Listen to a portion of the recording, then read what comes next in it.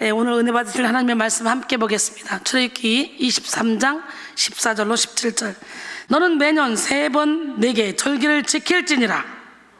너는 무교병의 절기를 지키라.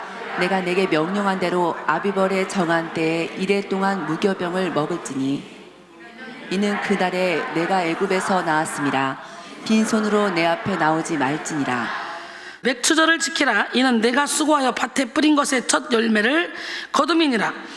수장절을 지키라. 이는 내가 수고하여 이룬 것을 연말에 밭에서부터 거두어 저장함이니라. 다같이 내 모든 남자는 매년 3번씩 주 여호와께 보일지니라.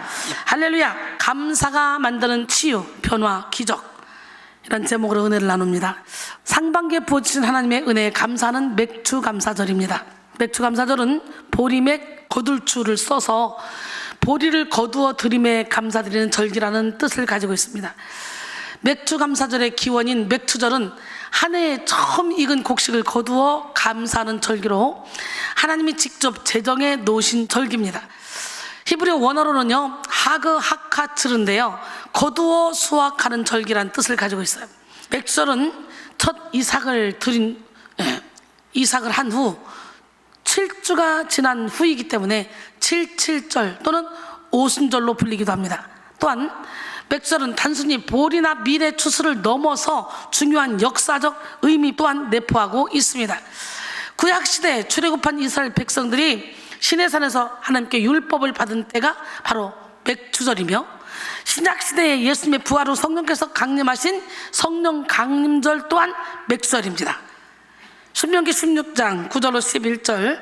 7주를 셀지니 곧 곡식의 낫을 대는 첫 날부터 7주를 세어 내 하나님 여호와 앞에 77절을 지키되 내 하나님 여호와께서 내게 복을 주신 대로 내 힘을 헤아려 자원하는 예물을 드리고 너와 내 자녀와 노비와 내 성중에 있는 레위인과 및 너희 중에 있는 객과 고아와 과부가 함께 내 하나님 여호와께서 자기의 이름을 두시려고 택하신 곳에서 내 하나님 여호와 앞에서 즐거워할지니라 그랬어요. 이모작을 하는 한국에서는 한 해 전반기에는 보리 수확을 거두고 후반기에는 쌀 수확을 거두었기 때문에 보리를 수확하는 때에 한 해의 절반을 인도하신 하나님께 감사의 예배를 드리고 7월 첫째 주일을 맥추감사주일로 지키고 있습니다. 물론 오늘날 우리가 농경 중심 사회를 벗어난 지 오래됐죠. 그런데도 불구하고 여전히 소중한 감사 절기 중에 하나인 맥추감사절을 지켜야 하는 이유는 분명히 있습니다. 가장 중요한 것은 하나님이 반드시 지키라고 직접 명령하시고 제정하신 절기이기 때문이죠. 또한 특히 신학자 존 스토트 박사의 말을 새겨들을 필요가 있는데요, 하나님의 계시의 본질인 말씀, 약속, 명령은 그 계시가 주어진 당시의 시대적 문화 현상과 구분해야 한다. 급변하는 문화적 변화에도 불구하고 하나님의 계시의 이 본질적인 메시지는 영원하며 누구에게나 다 적용 가능한 보편 타당성을 갖는다. 따라서 성경의 모든 말씀과 약속의 명령의 의미는 오늘날에도 여전히 유효하다. 그러므로 시대와 상황의 변화에도 불구하고 구약의 절기들의 본질적 의미는 오늘날에도 하나님의 백성들의 모임 속에 보존되고 계승되어야 한다라고 강조했습니다. 오늘 본문을 통해 알 수 있듯이 하나님은 이스라엘 백성들에게 3번의 절기를 정해 주셨어요.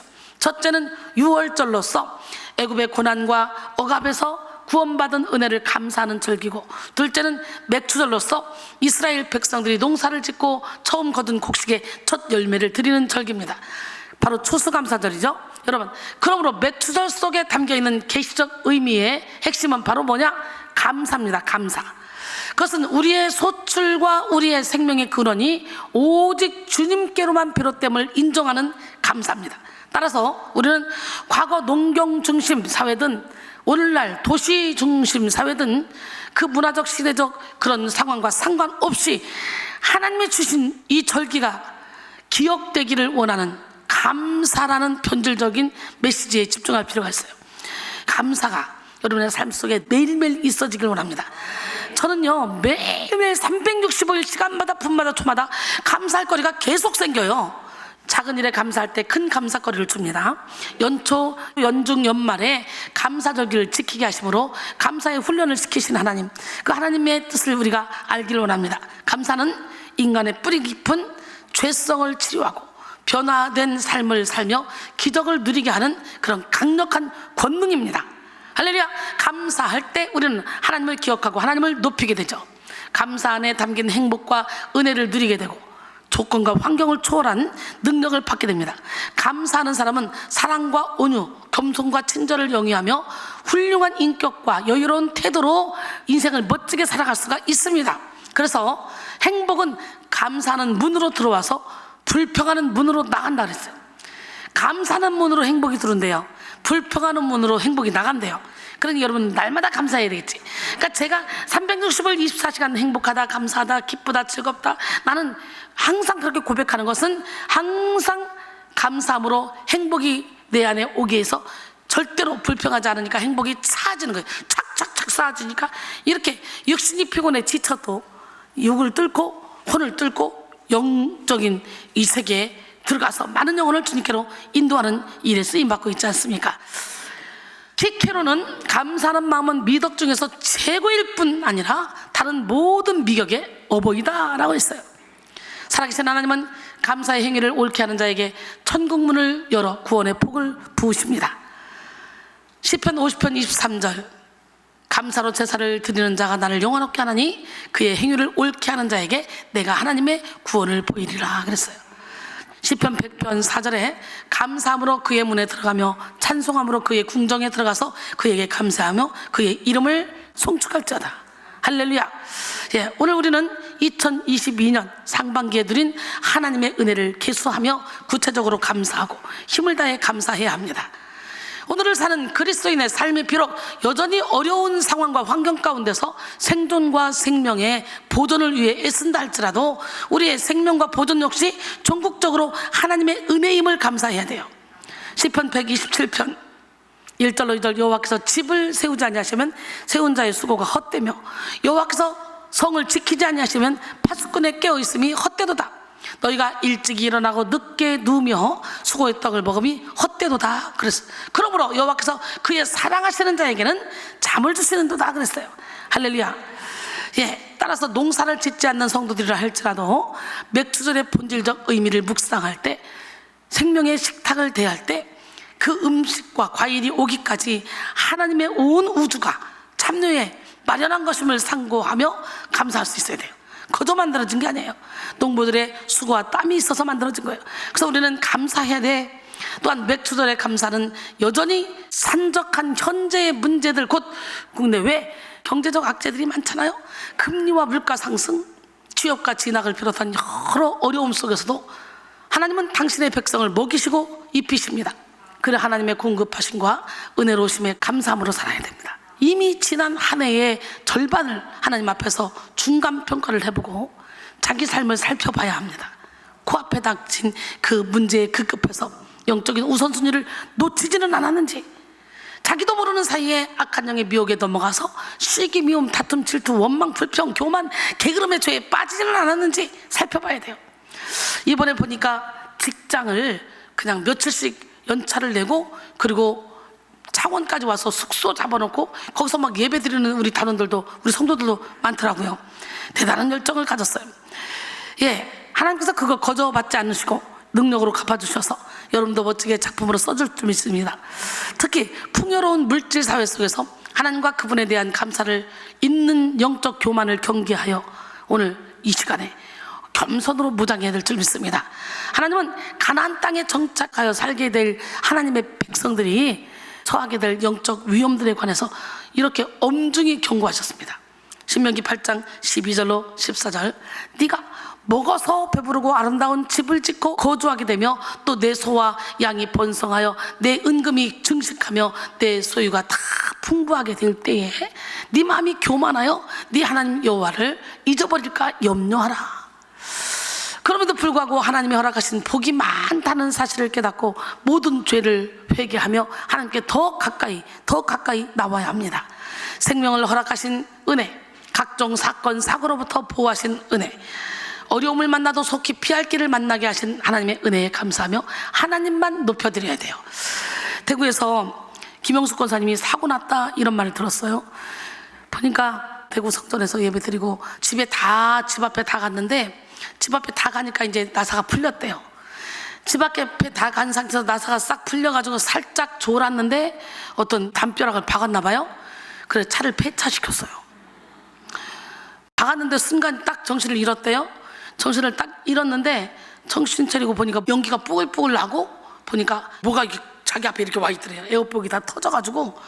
근데 신기한 건 천사가 자기를 꽉 안고 있어서 머리털 하나 상하지 않도록 만들었대요. 그래서 보니까 살짝 멍이 있는데 병원 가서 보니까 뼈에 이상 하나도 없고 아무런 문제 없이, 세상에 그 다음날 폐차시켜놓고 자기는 창원으로 은혜 받으러 와서 간증했잖아요. 간증 다다다다다다다다.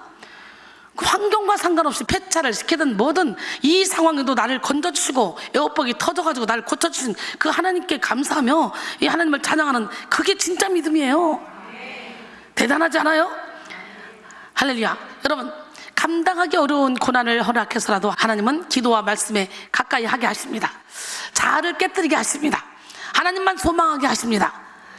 그래서 우리는 더욱더 고난을 통해 하나님께 더욱더 가까이 가서 나의 모든 이론을 내려놓게 되는 거죠. 오늘 이 시간에 나의 모든 이론을 내려놓고 예수 그리스도의 생명만 나타내는 우리 모두가 되기를 원합니다. 감사할 때 영육의 질병이 치료되고 죄와 상처의 결박이 끊어집니다. 감사의 분량만큼 영적 성장을 이룰 수 있고 감사의 깊이만큼 기적을 체험할 수 있어요. 이런 의미에서 한 해의 절반 한가운데 위치한 맥주 감사절은 여전히 중요한 영적 의미를 지닙니다. 그것은 우리의 먹고 마시는 생존과 보존의 문제가 전국적으로 하나님께 달려있으며 당신의 백성을 먹이시며 돌보시는 하나님의 은혜를 깊이 되새기는 계기로 삼아야 할 것입니다. 17세기 영국교회에 봉사한 목사이자 시인이었던 조지 허버트는 이렇게 기도했습니다. 주님은 제게 너무도 많은 것을 주셨습니다. 그러나 제게 한 가지만 더 주세요. 늘 감사할 수 있는 마음을 주옵소서. 우리도 이렇게 기도해야 되지 않겠어요? 시편 136편 1절로 9절. 여호와께 감사라. 그는 선하시며 그 인자하심이 영원하미로다. 모든 신에 뛰어나신 하나님께 감사라. 모든 주에 뛰어나신 주께 감사라. 홀로 큰 기사를 행하시는 이에게 감사라. 지혜로 하늘을 지으신 이에게 감사라. 땅을 물 위에 펴신 이에게 감사라. 할렐루야. 큰 빛들을 지으신 이에게 감사라. 해로 낮을 주관하게 하신 이에게 감사라. 달과 별들로 밤을 주관케 하신 이에게 감사라. 그 인자하심이 영원하미로다. 우린 감사하며 살아야 돼. 예, 감사는 첫 번째 치유의 역사를 일으킵니다. 요즘 감사가 사라졌죠? 근데 여기 와보면 이순이는 맨날 감사하고 있죠? 예, 감사 불감증의 시대라고 말합니다. 요즘 성경은 이러한 현상이 말세 현상이라고 말씀하고 있어요. 말세의 사람들은 자신을 사랑하며 돈을 사랑하며 거룩하지 않고 감사하지 않습니다. 이 시대에 살아가고 있는 성도는 예배를 통해 감사를 회복해야 합니다. 일적으로 감사는 병든 육체를 치료합니다. 감사의 습관이 기적을 만든다 라는 책을 쓴 정상교 박사는 그의 책을 통해 이렇게 말했어요. 감사하면 행복이 증가하고 부정적인 감정이 약화되며 부교감 신경이 활성화됩니다. 긴장이 풀리고 스트레스가 감소되고 맥박이 안정되고 위장 기능이 좋아집니다. 혈액순환이 잘 되고 체내 독소가 줄어들고 항암 작용을 일으킵니다. 신체 활력이 증가하고 질병에 대한 면역력이 높아집니다 라고 했어요. 뭐하면? 감사하면. 그러니까 제가 이렇게 건강하게 살고 있잖아. 몸을 이렇게 무리해도. 미국의 심리학자인 로버트 에머슨 심장 전문의 맥그레티 등이 감사가 인간의 정신과 신체에 지대한 영향을 끼친다는 것을 밝혔습니다. 근본적으로 감사는 죄성을 치료하고 영혼을 고치고 악한 습관을 바로잡아 바른 삶을 살게 합니다. 병든 자화상을 바로잡고 상황관계를 치료하여 새로운 삶을 살게 합니다. 우리의 영혼이 병들었다는 것을 어떻게 하면 감지할 수 있습니까? 어떻게 하면 분별할 수 있어요? 감사가 사라진 입술을 통해 분별할 수 있어요. 내 입술에서 부정적인 말이 자꾸 나와. 내 영이 병들었구나. 바로 캐치하면 돼. 모든 상황과 환경 속에서도 하나님 한 번만으로 감사할 수 있다면 영혼이 건강하다는 증거입니다. 그러나 나도 모르게 찌르는 말, 부정적인 말, 비판하는 말들이 입에 가득하다면 그것은 영혼이 병들었다는 증거예요. 감사라는 영적 특효 표약으로 모든 어려움을 이길 수 있는 영혼의 강건함을 얻기를 바랍니다. 예, 본래 인간은 선천적으로 감사를 몰라. 초대교회 교부였던 크리스토스톰은 사람에게는 근본적인 죄가 하나 있는데 그것은 감사하지 않는 죄라 그랬어요. 죄에 장악된 인간은 99가지의 은혜는 쉽게 잊어버리고 한 가지 섭섭한 일을 기억합니다. 감사해야 할 일은 물의 색에서 쉽게 잊어버리고 원망할 일을 돌의 색에서 곱씹는 거예요. 불평과 원망이 죄와 천성이기 때문에 그래요. 그러기나 우리는 은혜는 돌 위에 새기고 상처는 물 위에 새겨야 돼. 저는 그러잖아요. 여러분이 99가지 잘못을 해도 그 중에 한 가지만 잘하면 저는 그걸 가지고 그 사람을 쫙 키워서 결국은 그 한 가지 잘하는 거로 인해 99가지까지 다 잘할 수 있도록 인도해 가잖아. 신의 성품에 참여하도록 인도해 가잖아요. 할렐루야. 죄성이 뿜어낸 불평과 원망은 우리 인생을 파멸로 이끌어갑니다. 고린도전서 10장 10절에 그들 가운데 어떤 사람들이 원망하다가 멸망시키는 자에게 멸망하였나니 너희는 그들과 같이 원망하지 말라 그랬어요. 출애굽한 이스라엘 백성들은 놀라운 기적을 연속적으로 체험했지만 끊임없이 원망 불평했어요. 결국 여호수아 갈렙을 제외한 그 모든 사람들은 싹 다 1세대는 광야에서 죽고 말았어요. 가나안 땅에 못 들어갔어. 원망은 허락받은 축복도 누릴 수 없도록 만드는 마귀의 계략입니다. 원망하는 마음이 품어지는 순간, 원망의 언어가 입술에서 나오는 순간 하나님의 복은 떠나가고 마귀의 올무가 인생을 고통스럽게 한다는 걸 깨달아야 돼요. 유다서 1장 14절로 16절. 아담의 7대 손 에녹이 이 사람들에 대하여도 예언하여 이르되 보라 주께서 그 수만의 거룩한 자와 함께 임하셨나니 이는 무사람을 심판하사 모든 경건하지 않은 자가 경건하지 않게 행한 모든 경건하지 않은 일과 또 경건하지 않은 죄인들이 주를 거슬러 한 모든 완악한 말로 말미암아 그들을 정죄하려 하심이라 하였느니라. 이 사람들은 원망하는 자며 불만을 토하는 자며 그 정욕대로 행하는 자라. 그 입으로 자랑하는 말을 하며 이익을 위하여 아첨하느니라 그랬어요. 우리는 어떤 경우라도 부정적인 생각이나 언어가 나올 때 영혼에 심각한 병이 들었다는 사실을 깨달아야 됩니다. 불평하고 원망하는 사람은 영혼이 병들어서 하나님의 은혜를 깨닫지 못합니다. 좋은 일이 오는 것을 보지 못합니다. 받은 사랑을 깨닫지 못합니다. 그러니 어떻게 돼요? 항상 이 땅에서도 천국을 누려야 되는데 풍족한 환경 속에서도 만족할 수 없는 거예요. 늘 한계의식, 비교의식, 열등의식에 묶여서 폐쇄적인 삶을 살아가고 내면의 독을 키우게 됩니다. 매사를 부정적으로 보고 무서운 죄의 길로 가게 됩니다. 우리는 병든 영혼의 감사의 처방을 받아야 돼요. 감사는 모든 어둠을 물리치고 천국을 이루게 하는 힘입니다. 어떤 상황 속에서도 하나님께 감사하면 모든 염려, 걱정, 근심, 괴로움, 두려움, 고통까지도 싹 다 녹아 없어집니다. 감사할 때 대적이 무너지고 죄의 저주의 쇠사슬이 끊어집니다.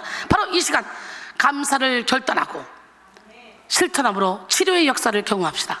감사로 육체의 치료, 언어의 치료, 내면의 치료, 그리고 생활의 치료, 모든 영혼의 치료까지 받읍시다.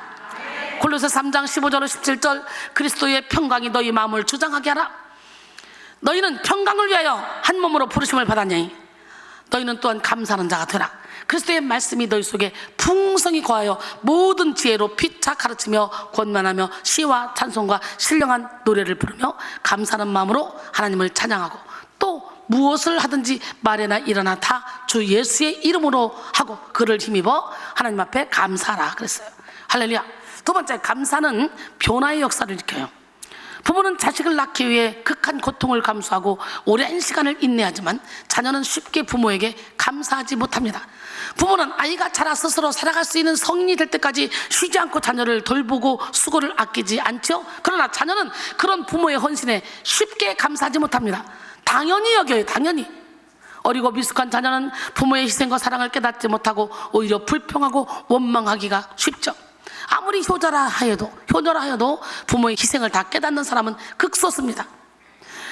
인격이 미성숙할수록 감사를 모르는 거예요. 자신이 누리고 있는 것이 당연한 것이라고 생각하고 하나님께서 이 정말 더 큰 감사거리를 주려고 우리에게 감사거리를 주는데도 불구하고 우리는 감사하지 못하고 더 달라고만 하고 어리석게 살아갈 때가 참 많죠. 마찬가지로 영적으로 미숙한 사람은 이렇게 감사하지 못하는 거예요. 감사의 조건을 찾지 못하고 감사의 행동을 실천하지 못합니다. 그러나 감사를 결단하고 행하면 변화의 역사가 나타나 감사는 그 자체가 영적 진보를 나타냅니다. 이 시간 우리 모두 감사의 장애물을 뛰어넘고 감사하는 자가 됩시다. 감사의 장애물 첫 번째 뭐냐? 당연하다고 여기는 거예요. 나는 오늘 이 시간에 여러분 모두가 다 이 감사의 장애물을 뛰어넘기를 원해요. 당연하다고 여기는 거. 여러분, 나는 진짜 신기하게 조금만 감사해도 저는요 당연하다고 여겨지지 않다고요. 당연하다고 여기는 생각을 십자가에 못 박으세요. 당연한 거 하나도 없어요. 다 부모가 자녀에게 해주지만 부모도 사실은 그 돈 쓸 데가 많고 하고 싶은 게 많아. 자녀이기 때문에 해주는 거야. 그걸 당연히 받지 말고 감사함으로 받아야 돼. 그래야 더 큰 것이 나가는 거야, 부모한테서. 예, 또 감사하지 못하는 거 두 번째는 비교하는 생각이에요. 자꾸 남과 비교해. 그래서 엄친아 엄친딸이 있잖아요. 부친남도 있잖아요. 우리 아들은 이런데 엄마 친구 아들은 어떻고 엄마 친구 딸은 어떻고 저렇게 잘하는데 너는 뭐냐? 엄마 친구 남편은 돈도 잘 벌고 잘생기고 그런데 당신은 뭡니까? 막 이거 부친남이에요. 예, 오늘 이런 비교하는 의식을 다 버려야 돼. 세 번째, 욕심이에요. 욕심이 인생에서 죄를 낳고 죄가 장성한 즉 사망을 낳습니다. 욕심이 있는 사람은요 아무리 갖다 퍼져도 감사할 줄 몰라요. 저는요 누군가가 요마지 주면요 요마지를 줘야지 내 직성이 풀려요. 그래야지 내가 막 마음이 편해. 그런 것처럼 항상 우리는 받는 기쁨보다 주는 기쁨을 더 누려야 돼. 아멘. 그럴 때 하나님은 모든 것을 합력하여 선을 이루어 주십니다. 네 번째 장애물은 뭐냐? 게으름이에요. 하나님은 부지런하여 게으르지 말라는 거예요. 부지런하게 달리는 자, 열심히 하는 자에게 채찍을 하시는 거예요. 여러분, 생각을 부지런하게 하고 마음을 부지런하게 하고 행동을 부지런하게 합시다. 감사의 제목을 찾고 감사를 깨달으며 감사를 표현할 수 있는 여러분 되기를 원합니다. 할렐루야. 예, 게으르면 감사하지 못해요. 그러면 하나님이 예비하신 축복 받을 수가 없습니다. 예, 항상 기뻐라, 쉬지 말고 기도라, 범사에 감사라. 이것이 하나님의 뜻이잖아요. 저는 그렇게 살고 있습니다. 여러분 그렇게 살고 계십니까? 그 다음에 세 번째, 감사는 기적의 역사를 일으킵니다. 감사는 모든 상황 속에서 역전승을 가져옵니다. 가난을 감사함으로 받으면 영적인 부요를 얻게 되고, 질병을 감사함으로 받으면 영적인 지혜를 얻게 됩니다. 실패를 감사함으로 받으면 영적인 능력을 받게 되고, 고난을 감사함으로 받으면 영적인 유익을 얻게 됩니다. 어떤 상황 속에서도 하나님의 선하신 의도를 깨닫고 감사하면 최종적인 승리를 얻게 되는 거예요. 오늘 우리는 최선을 담은 감사, 믿음으로 충만한 감사, 소망으로 나타나는 감사로 기적의 주인공이 되어야 돼요. 감사하는 사람은 모든 것에 사도 바울처럼 자족할 수 있습니다. 난 여러분 모두가 다 자족하는 믿음을 갖기를 원합니다. 예수님도 기적을 일으키기 전에 먼저 감사하셨잖아요. 예수님은 항상 어떤 사건 앞에서 감사하셨어요. 물로 포도주를 만드실 사건 앞에서도, 오병이의 기적을 일으키실 때도 감사를 먼저 했어요. 나사로를 살릴 때도 먼저 감사하셨어요. 예, 무슨 일이 있을 때 항상 먼저 감사 기도를 하고 시작하시더라고요. 우리 충만한 감사로 하늘문이 열리는 기적, 인생의 문제가 열리는 기적, 의와 평강과 희락을 누리는 기적을 체험하는 여러분 되기를 원합니다. 하나님은 감사하는 자를 축복하십니다. 아멘. 예, 잠언 3장 9절로 10절 보니까 내 재물과 내 소산에 처음 익은 열매로 여호와를 공경하라. 그리하면 내 창고가 가득히 차고 내 포도즙 틀에 새 포도즙이 넘치리라 그랬어요. 오늘 여러분 모두가 여호와를 공경하고 감사할 때 차고 넘치는 복을 받게 될 줄 믿습니다. 이스라엘 백성들은 애굽에서 430년 동안 노예 생활을 하다가 하나님의 은혜로 구원받아 모세의 인도로 애굽에서 나오게 되었어요. 그리고 모세의 인도를 받아 애굽에서 나온 이스라엘 백성들이 50일째 되던 날 시내 광야에 도착했을 때 하나님께서 모세를 시내산 위로 부르신 후에 10계명을 주셨어. 이때 하나님께서 맥추절을 지킬 것을 명령하신 거예요. 신명기 26장 10절에 여호와여, 이제 내가 주께서 내게 주신 토지 소산의 만물을 가져왔나이다 하고 너는 그것을 내 하나님 여호와 앞에 두고 내 하나님 여호와 앞에 경배할 것이며 그랬어요. 이 소산의 만물은 처음 것을 의미하고 동시에 흠이 없는 것을 뜻하는 거예요. 우리는 하나님께 드리는 모든 예배, 기도, 예물, 찬양을 거룩하게 흠이 없게 드려야 돼요. 하나님은 절대적으로 완전한 분이시기 때문에 흠과 티가 있는 제물을 바치면 하나님을 모독하는 행위가 되는 거예요. 레위기 23장에 보면 맥추절에 바치는 떡은 무교병을 바쳐야 합니다. 그래서 누룩 대신에 소금을 넣어야 하죠. 누룩을 제하라는 것은 흠없고 순수한 만물을 드리라는 거예요. 레위기 22장 20절에 흠 있는 것은 무엇이나 너희가 드리지 말 것은 그것이 기쁘게 받으심이 되지 못할 것임이라 그랬어요. 오늘 여러분 흠 없는 것으로 주님께 내어드리는 시간이 되기를 원합니다. 하나님이 원하시는 것은 흠 없는 예물 안에 표현된 우리의 마음입니다. 흠 없는 예물 안에 표현된 우리의 마음. 하나님은 예물을 받기를 원하는 게 아니라 우리의 마음을 받기를 원하거든요. 하나님은 우리의 중심을 원하십니다. 짐승의 고기와 피를 필요로 하시는 분이 아니에요. 그래서 흠과 티가 있는 재물은 내 믿음이 온전치 못하다는 뜻이잖아요. 무조건 돈만 바친다고 헌금이 되는 게 아니야. 주님은 우리 마음의 중심을 담은 예물을 흠양하십니다. 우리는 중심을 다한 감사로 하나님께 예물을 드려야 돼요. 또 맥주절은 희생을 드리는 절기입니다. 은혜가 가득한 곳에 감사가 당연히 나타나고 사랑이 넘치는 곳에 희생은 저절로 따라옵니다. 레위기 23장 37절에 이것들은 여호와의 절기라 너희는 공포하여 성회를 열고 여호와께 화제를 드릴지니 번제와 소제와 희생 제물과 전제를 각각 그날에 드릴지니 그랬어요. 성경은 제물을 가리켜 항상 희생 제물이라고 합니다. 제물과 희생이 같은 뜻으로 쓰이는 거죠. 심지어 바울은 너희 몸을 하나님이 기뻐하시는 거룩한 산 제물로 드리라고 로마서 12장 1절에 그렇게 말씀하시잖아요. 오늘 여러분 모두가 다 우리의 몸과 마음을 다 거룩한 산 제물로 드립시다. 그런데 많은 그리스도인들이 축복만 바라고 희생은 싫어해.